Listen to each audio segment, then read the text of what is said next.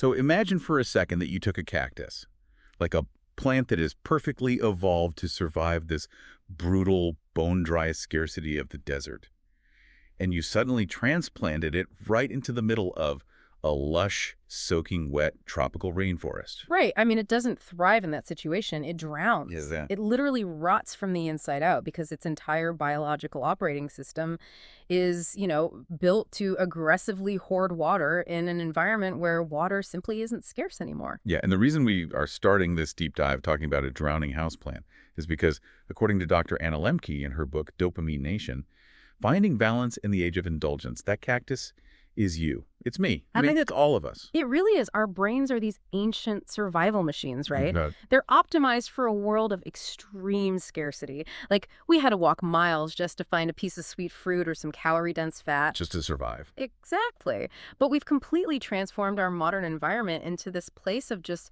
unprecedented, overwhelming abundance. We really are cacti in the rainforest, basically drowning in dopamine. And that is our mission for this deep dive. We're going to explore why, in an era where you have access to more pleasure, more convenience, and, more entertainment than any humans in history, we still feel so perpetually burnt out, anxious, and overstimulated. Yeah, that's the core paradox. So we're taking a stack of Dr. Lemke's clinical research and some wild patient stories to help you decode your own brain's reward system. And ultimately, we want to figure out actionable ways to reset that system without feeling completely overwhelmed. And it's so important to establish right up front that this isn't just an analysis of, illicit drugs or severe clinical addiction. Right. It is fundamentally about how the modern world interacts with our ancient biology. I mean, it's about food, news, shopping, texting, tweeting. The smartphone itself has essentially become the modern-day hypodermic needle, just delivering digital dopamine 24/7. Okay, let's unpack this. Because to really understand why it's so incredibly hard to put our phones down or, stop eating the cookies, we first have to look at just how drastically human access to pleasure has actually changed. And the source material has some fascinating case studies on this. What's fascinating here is that one of the most striking examples from Dr. Lemke's practice is a patient named Jacob. Oh, man, this story. Yeah, it's intense. So he was in his early 60s, looked like your average, highly successful Silicon Valley guy. But for years, he had been struggling with this severe, escalating addiction to pornography and masturbation. Right. And it actually reached a point where he used his background as a scientist to engineer a masturbation machine. A literal machine, like he built it. He built it, he wired a metal coil to a record player, and by adjusting the speed of the record player, he could control the coil, allowing him to maintain this state of anticipation and physical pleasure for hours on end. And then later, he advanced to using a medical 10S unit to deliver electrical currents. He eventually even hooked it up to the internet so absolute strangers in chat rooms could remotely control the shocks. That's wild. It is, and the tragic part is he desperately wanted to stop. He would dismantle this machine, throw all the parts into the garbage, swear to himself he was totally done. But then at 4 a.m, he'd be out by the trash cans, literally digging through the garbage to reassemble it. See, you hear a story about a guy digging a homemade machine out of the trash at 4 a.m., and you might think, well, that's an extreme edge case. That has absolutely nothing to do with me. Right. It's easy to distance yourself from that. But if you think about it, we all have our own version of a masturbation machine, whether it's doom scrolling on Instagram, binge watching Netflix until 2 a.m., or endlessly buying cheap stuff online that we don't even need. Yeah, and we often view these behaviors as a modern failure of our own willpower, like we just blame ourselves. Totally. But the reality is that it's an access and potency issue. Dr. Lembke herself shares her own struggle in the book. Which I found so relatable. Right, because she's a highly successful psychiatrist, great family, no obvious trauma, but she found herself developing a severe compulsion to read Twilight and these erotic vampire novels on her Kindle. To the point where it was interfering with her life. Exactly. She was reading between patient visits, ignoring her family, staying up all night. The advent of the e-reader, just having instant, frictionless access to thousands of books with 2 swipes, it turned a tame hobby into a full-blown compulsion. Because supply creates demand, right? Like, think about Prohibition in the 1920s. We usually look back at it as this massive failure because of the mob and the speakeasies and all that. Sure, that's the popular narrative. But the historical data actually shows that Prohibition cut alcohol consumption and alcohol-related liver disease in the U.S. by half. Simply limiting the supply limits the addiction. But today, we live in what historians call limbic capitalism. Limbic capitalism. Yeah. Yeah, our global economy is increasingly geared toward targeting the limbic system, which is the emotional reward-seeking part of the brain. The lizard brain, basically. Exactly. The sheer potency and variety of modern rewards are designed to overwhelm our natural defenses. I mean, we went from rolling 4 cigarettes a minute by hand to machine rolling 20,000 a minute. Wow. Cannabis is 5 to 10 times more potent today than it was in the 1960s. We have engineered foods with perfectly calibrated ratios of fat, sugar, and salt. So, since our environment is just flooding us with this unprecedented access, we have to look inward. How exactly is the brain processing this absolute flood of pleasure? And it all seemed to come down to dopamine. Dopamine is essentially the universal currency for measuring the addictive potential of any experience. To really put this in perspective, scientists have measured how much dopamine is released in a rat's brain when exposed to different rewards. Okay, lay the stats on me because these blew my mind. So chocolate increases baseline dopamine by 55%. Okay, 55%. Sex increases it by 100%. Cocaine spikes it by 225%. Jeez. And amphetamines, which is the active ingredient in street speed, but also in common medications like Adderall, they increase dopamine by 1,000%. Wait, 1,000% increase. 1,000%. That completely changes the context of why these medications are so hard to stop. I mean, if a substance pushes your brain that high, how does the brain even process that level of an overload? This is where we get to the most crucial breakthrough neuroscience finding in the book. Pleasure and pain are processed in the exact same place in the brain. The exact same place. Yes. So imagine a balance scale with a fulcrum in the center. When you experience something rewarding, dopamine is released, and the scale tips to the side of pleasure. Okay, I'm picturing it. But the brain is fiercely dedicated to maintaining equilibrium, a state called homeostasis. It does not want the scale tipped for too long. Right, so to level that scale out, the brain has this built-in defense mechanism. Dr. Lembke calls them gremlins. The gremlins, yes. Imagine these little gremlins hopping onto the pain side of the scale to push it back to level. But the thing is, they don't just push it back to level and step off. Right, they don't. They stay on a little too long, which actually tips the scale over to the side of pain. And this is known as the opponent process mechanism. Every pleasure exacts a price. When you flood the brain with dopamine, it tries to protect itself. It literally shuts down and prunes away your dopamine receptors. It deletes them. Basically. So the gremlins on the pain scale aren't just a fun metaphor. They represent a physical reduction in your brain's biological ability to receive joy. Wait, so if I eat a piece of chocolate, my brain physically punishes me with a microdose of pain just to level the scale? Essentially, yeah. It's like having an invisible emotional hangover for every tiny pleasure. An invisible emotional hangover is a really great way to put it. And this brings us to the real danger here, which is neuroadaptation, otherwise known as tolerance. Right. If you keep hitting the brain with that same high dopamine reward, the initial tip to the side of pleasure gets weaker and shorter. You have fewer receptors available. But the gremlins on the pain side, the opponent process gets stronger, faster, and way more aggressive. So the hangover gets worse while the high gets weaker. Exactly. And eventually your baseline changes. You are no longer using the substance or the smartphone to get high or feel good. You're using it just to feel normal. Just to get the gremlins off the scale. Exactly. When we say we are craving something, what we are actually experiencing is a biological dopamine deficit state. And if this goes on long enough, it leads to anhedonia. Which is the complete inability to feel pleasure at all, right? Yeah, nothing feels good anymore. And this even happens with physical pain. Yeah. There's this phenomenon mentioned in the sources called opioid-induced hyperalgesia. Oh, yes, this is huge. Patients who take opioid painkillers long-term actually become more sensitive to pain. The pills that are intended to cure their pain end up causing their brains to reset the scale so heavily to the pain side that their original pain gets worse. And they even start feeling new pain in places that were totally fine before. It's insane. It really is a brilliant ancient system for a world of scarcity, but it is just a disastrous one for a world of abundance. Because we biologically fear those gremlins of pain and withdrawal, modern society has constructed an entire culture centered around avoiding discomfort at all costs. I mean, if our brains are punishing us for every pleasure, it makes perfect sense why we feel so anxious as a baseline. Totally. But instead of letting our brains heal and find equilibrium, society has somehow convinced us that this baseline anxiety is a medical crisis. That seems to be exactly what happened to another patient in the book, David.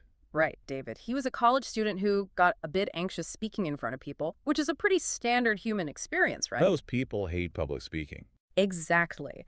But he went to the student mental health clinic, took a 5-minute questionnaire, and walked out with prescriptions for Paxil for anxiety and Adderall for attention deficit disorder. 1,000% dopamine spike for a fear of public speaking. It's wild. And that was just the beginning. David used the Adderall to cram for tests, then found he couldn't study without it, so he started taking it around the clock. Go away. Then, to counteract the stimulant so he could sleep, he got his doctor to prescribe Ambien. And to handle the anxiety of actual presentations, he added Ativan. He ended up taking 30 milligrams of Adderall, 50 milligrams of Ambien, and up to 6 milligrams of Ativan every single day. He was basically taking poisons as vitamins at that point. Yes. He had completely confused a basic lack of self-care like sleep deprivation and extreme overstimulation with severe mental illness. Here's where it gets really interesting. The book points out a massive cultural shift here. We have adopted the pursuit of personal happiness as our absolute highest moral objective. There's a quote from Philip Reef in the sources. He says, "Religious man was born to be saved. Psychological man is born to be pleased." And we see this everywhere now, especially in parenting and education. We try to over-sanitize childhood, protecting kids from every minor failure or negative emotion. I'm bubble wrapping. Right. But by insulating them from all adversity, we are making them terrified of it. There was a Stanford student in the book, Sophie. Oh, the podcast girl. Yeah. She was terrified of walking across the campus without listening to a podcast or music. She told Dr. Lembke that being alone with her own thoughts was just too boring. Have we essentially pathologized normal human suffering? Like, by trying to insulate ourselves from every minor pain or moment of boredom, are we actually making our pain worse? All the data points exactly that way. It is a profound paradox. High-income, wealthy countries have significantly higher rates of clinical anxiety than poorer countries. That's so backwards from what you'd expect. Right, but boredom and minor psychological pains aren't just annoyances. They are essential for discovery, for meaning, and for problem solving. When we constantly run from them into our digital distractions, we actually atrophy the parts of our brain that deal with resilience. So if we are trapped in this societal loop of running from pain, constantly living in a dopamine deficit with prune receptors weighing down our scales, how do we break out? How do we reset the balance? Dr. Lembke introduces the dopamine framework, and the core intervention here really starts with abstinence. The dreaded A word. The dreaded A word. To understand how this works, consider Delilah. She was a teenager who was vaping massive amounts of high-potency cannabis concentrates from a wax pen every single day. Every day. Her parents brought her in, but Delilah insisted the weed was the only thing keeping her severe morning anxiety in check. She said without it, she couldn't even get out of bed. But the counterintuitive truth was that her cure was actually causing the disease. She was waking up in a state of daily withdrawal. The cannabis wasn't treating her baseline anxiety. It was just temporarily silencing the withdrawal anxiety from her last hit. Yep, the gremlins. Right. So the doctor prescribed a dopamine fast, a full 4 weeks of zero cannabis. And this 4-week timeline is crucial. A study by Dr. Mark Shuckett looked at men with major depressive disorder who were also heavy alcohol drinkers. They were hospitalized for 4 weeks and given no depression treatments, just abstinence from alcohol. Okay. After 4 weeks, 80% of them no longer met the criteria for clinical depression. The alcohol was driving the depression. Hold on, 4 weeks. I mean, if I tell someone they have to give up their phone or sugar or their nightly glass of wine for a whole month, they're going to completely tune out. It sounds impossible to a lot of people. Why exactly 4 weeks? Couldn't I just take a weekend detox? Surely 48 hours is enough time away from Instagram to reset the brain. Well, biology dictates the timeline. Brain imaging studies by Dr. Nora Volkow show that 2 weeks into abstinence from a highly addictive substance, the brain's dopamine transmission is still far below normal. Wow, even after 2 weeks? Yeah, you are still in a deficit state at 2 weeks. It physically takes a minimum of 4 weeks for the brain's neuroplasticity to rewire, to regrow those dopamine receptors, and for the scale to restore homeostasis. So to survive those 4 weeks, you really need the M in the framework, which is mindfulness. Because when you strip away your masturbation machine, all the painful thoughts and anxieties you were hiding from, they just come crashing down. They absolutely flood in. Mindfulness is about learning to observe those painful sensations without judging them. right? Just letting them exist while your brain physically heals. It's tough, but Delilah did it, and by week 4, her debilitating anxiety was completely gone. It works. But the reality is, after the 4-week fast, you have to return to the real world, a world that is, still overflowing with abundant The temptations. rainforest. The rainforest, exactly. So how do you moderate your behavior when the entire environment is designed to make you consume? This is where the concept of self-binding comes in. Self-binding is essentially outsourcing your prefrontal cortex. You intentionally create barriers between you and your drug of choice while you still have the capacity for voluntary choice. Because once the craving hits, willpower is completely useless. Completely. And the sources break this down into 3 types. Right, the first is physical self-binding, which is creating physical space between you and the dopamine. The classic example is a Greek myth of Odysseus. Tying himself to the mast of his ship. Exactly, so he could hear the siren's song without throwing himself into the sea to drown. He bound himself physically before the temptation hijacked his brain. And we have modern versions of this too. There was a patient named Oscar who loved drinking wine while working in his garage. To self-bind, he had his wife lock all the alcohol in a file cabinet and literally take the key. But willpower is a tricky thing once the receptors start screaming for a hit.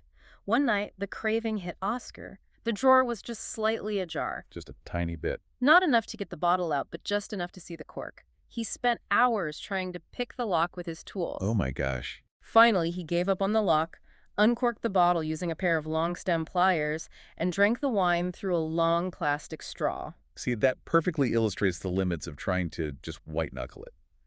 Physical binding also includes medical interventions, though, right? Yes. Drugs like naltrexone block the opioid receptors in the brain, chemically binding the person from feeling the euphoric reward of alcohol. Even weight loss surgeries like gastric bypass are a form of physical self-binding. We are literally reshaping our internal organs because the external food environment is too overwhelming to resist.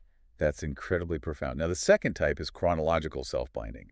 This is using time to restrict consumption, like only checking social media on weekends or no video games after 5 p.m. But the science behind why we struggle to manage our time with these addictions is fascinating. It involves something called delay discounting. Delay discounting. It means we naturally value a reward less the longer we have to wait for it. Would you rather have $50 today or $60 next year? Most people take the 50 today. Exactly. But heavy dopamine consumption actually warps our biological perception of time. Wait, really? Yes. In one study, researchers asked people to imagine their futures. Healthy control subjects could conceptualize a future horizon averaging about 4.7 years out. They could plan for careers, families, long-term goals. Makes sense. But individuals addicted to opioids, their temporal horizon shrank to an average of just 9 days. 9 days versus almost 5 years. The drug literally shrinks your ability to see the future. I mean, think about the implications of that. If you are constantly flooding your brain with quick hits of dopamine, whether that's from a vape pen or endless scrolling, you are systematically destroying your ability to care about next year or even next month. It's terrifying. An entire society living 9 days at a time is a society that can't solve complex problems. Yeah, that is the insidious nature of the dopamine deficit. So the third type of self-binding is categorical. Managing meaning. Right. This means changing how you interact with the triggers that lead to the behavior. Jacob, the guy with the machine, he had to stop watching TV entirely, even the news, just to avoid any visual triggers. But an amazing example of categorical binding comes from the famous Stanford marshmallow experiment. Your children were left alone with a marshmallow and told they'd get a second one if they waited 15 minutes. Yeah. And the kids who succeeded didn't just stare at the marshmallow and use sheer grit. They self-bound. They covered their eyes. They turned their chairs around. And one kid even started petting the marshmallow like a little stuffed animal. Right. They fundamentally changed the category of the object from a delicious treat to a safe pet to bypass their own reward system. You see this in everyday life all the time. Think about the apps on your phone right now. You probably deleted TikTok to save your attention span, essentially placing it in a do not touch category. But now you find yourself watching YouTube Shorts or Instagram Reels for hours instead. Because categorical binding gets incredibly complicated when the market hijacks the category. Think of the gluten-free diet. Oh, that's a great example. Originally, it was an accidental categorical bind. By avoiding gluten, people naturally cut out high-calorie cakes, cookies, and processed carbs. But then the market caught on. And now we have an explosion of highly processed, high-sugar, gluten-free junk food. The category no longer protects you. So what does this all mean? Self-binding is like building guardrails on a cliff. But what if the cliff itself is crumbling? What happens when the medications meant to fix the balance actually act as a new addiction? This raises an important question. The book shares the story of Chris. He was a highly intelligent student who fell into severe heroin addiction and even survived suicide attempts. Yeah. Ultimately, he found stability and built a wonderful life, but only through a daily prescription of buprenorphine, which is an opioid replacement medication, and he plans to take it for the rest of his life. This highlights a massive gray area in modern medicine. Using high dopamine drugs to treat psychiatric conditions is perilous. On one hand, buprenorphine absolutely saved Chris's life. He is functioning, married, and successful. Which is amazing. But on the other hand, it carries the inherent risk of perpetuating the exact cycle of biological dependence it's trying to cure. Are we just treating the symptoms of an overstimulated society with more highly calibrated dopamine? To survive this age of indulgence, you really have to do the octave work. You need to identify your own personal masturbation machine. Whatever behavior is secretly pruning your dopamine receptors and driving your deficit. You have to find it. You have to endure the short-term pain of a 4-week dopamine fast to let your brain physically regrow those receptors, and then you have to build those self-binding guardrails to protect your delicate balance from an environment trying to tip it over. We basically have to actively choose to tolerate discomfort, recognizing that running from every minor pain is what ultimately makes us miserable. I want to leave you with a final lingering thought based on everything we've uncovered today. We started by comparing our brains to cacti drowning in the dopamine-soaked rainforest of modern markets. Right. But consider this. Our entire global economy, from the algorithms of social media to the engineered flavors in the food industry, is fundamentally reliant on exploiting this exact biological vulnerability for profit. That is limbic capitalism. If the very engine of our economy depends on keeping our pleasure-pain scales perpetually broken, well, is it even possible to achieve a mentally healthy society without fundamentally tearing down limbic capitalism altogether? How long can a cactus survive in the rainforest before it realizes it needs to change the weather? Something to chew on during your next dopamine fast. Thanks for joining us on this deep dive.